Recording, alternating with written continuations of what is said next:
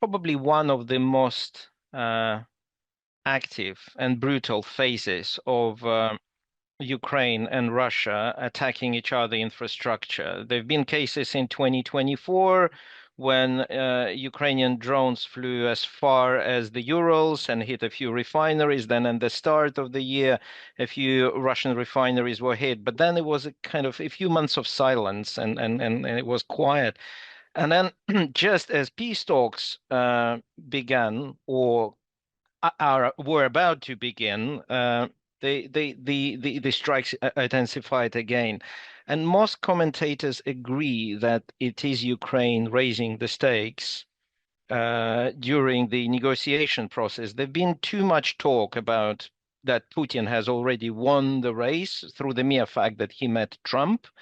But Ukraine is essentially proving no, Putin hasn't won. We still can attack Russian infrastructure and cause significant damage. So the impact on the oil price has been insignificant, but the broader implications are big. I mean, refineries is a complex piece of equipment. You hit one little part, the whole process become derailed. So what happens? Russia refines around half the oil it produces and exports the rest.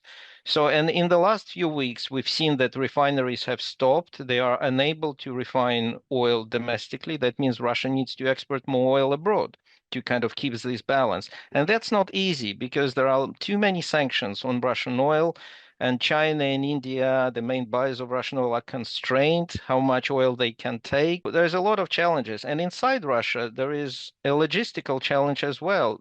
Russia cannot refine enough oil, hence it cannot produce enough gasoline. And we have already seen something we haven't seen since the 90s in Russia, and with a few exemptions in the last few years, there've been gasoline shortages in several regions, like in Crimea and in the Far East. People are struggling to find enough gasoline. More importantly, besides the money question, more importantly for Ukraine, it's going to really derail the preparations for the winter because Russia hit its gas production facilities and now the import facilities. So it will be a big challenge for Ukraine to provide heating to the population and fuel, in this instance, gas to the industries and military as well. So it's sadly it's big annihilation on both sides of infrastructure with